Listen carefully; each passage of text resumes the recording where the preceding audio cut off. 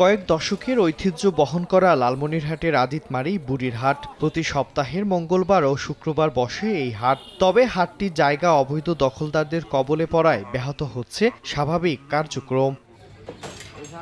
2026 সালের পহেলা বৈশাখ এক বছরের জন্য প্রায় 17,40,000 টাকায় হাটটি ইজারা নেন সাইফুজ্জামান ফারুক। দায়িত্ব বুঝে নেওয়ার পর দেখেন হাটের নির্ধারিত জায়গায় গড়ে উঠেছে স্থায়ী দালান, টিনশেড দোকান ও মুরগির খামার। অভিযোগ আছে হাটের জমিতে অবৈধভাবে স্থাপনা নির্মাণ করে লাখ লাখ টাকা জামানত নিয়ে সেগুলো ভাড়া দেয়া হয়। এতে বাধ্য হয়ে অন্য জায়গায় ভাড়া নিয়ে হাট পরিচালনা করতে হচ্ছে ইজারাদারকে।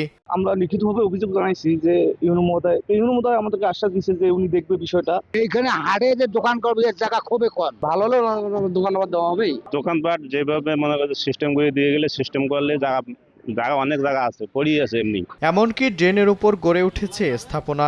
এতে বর্জ্য নিষ্কাশন ব্যবস্থা প্রায় অচল। পশু জবাইয়ের রক্ত ও বর্জ্য খোলা স্থানে ফেলায় দুর্গন্ধে অতিষ্ঠ বাসিন্দারা। দ্রুত অবৈধ দখলদারদের বিষয়ে যথাযথ ব্যবস্থা নেওয়ার আশ্বাস প্রশাসনের। অবৈধ দখলদার হিসেবে অনেকেই দোকান করে আসছেন এবং ব্যবসাও করছে।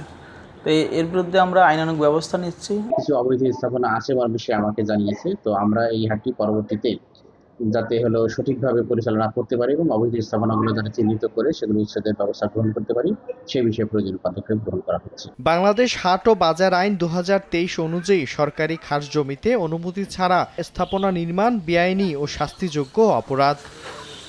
সময় সংবাদ, লালমনিরহাট।